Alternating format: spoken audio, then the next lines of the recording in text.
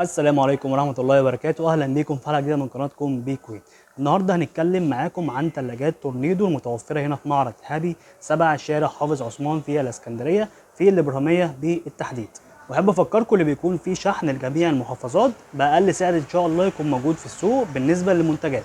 فيلا بينا نستعرض معاكم ثلاجات تورنيدو المتوفرة هنا في المعرض. أول ثلاجة معانا بتكون من تورنيدو، طبعا ده كله بيكون ضمان توشيبا العربي.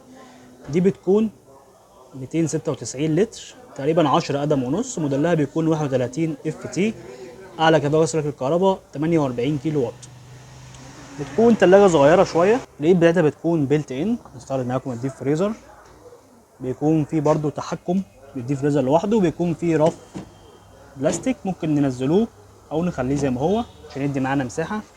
وده بيكون الرفوف اللي فيه الديب فريزر وصانع مكعبات التلج. طبعا ضمان 10 سنين من توشيبا العربي. ده شكلها بيكون من جوه، بيكون فيه برضو درج الخضار واللحمه، وبيكون فيه رف 1 2 3 رفوف وبوكس صغير تحت كده. ده كده بيكون شكل الارفف اللي موجوده في الباب.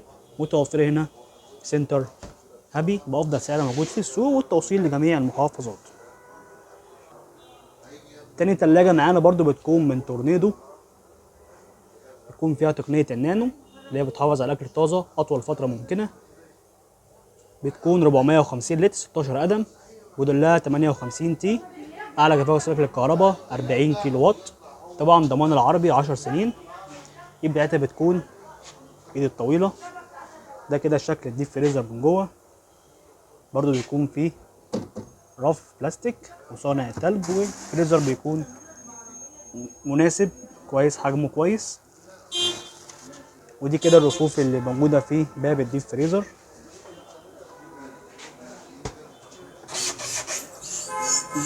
ده كده بيكون شكل التلاجة من جوه، مقاسها مناسب كويس في درج الخضار واللحمة.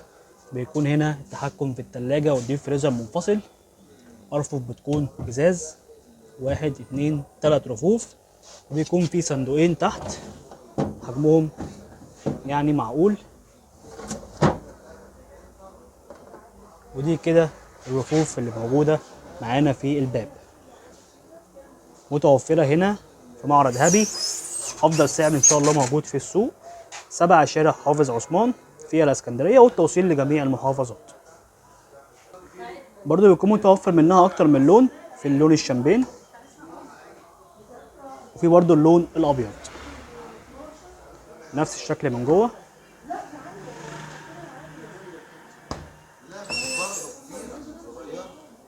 ولو في حد عايز اي موديل برضو يتواصل معانا واحنا باذن الله هنوفره له.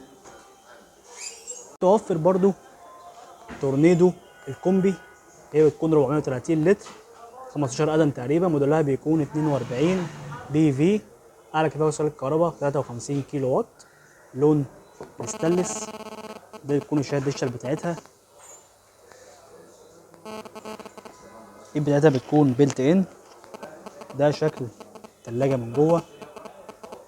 واحد في رف هنا، التاني بيتنى نفردوه او نتنوه زي ما احنا عايزين. بيكون في درج الخضار واللحمه، وفي درج تاني برضو بنستخدموه. وده شكل الرفوف اللي في باب التلاجة.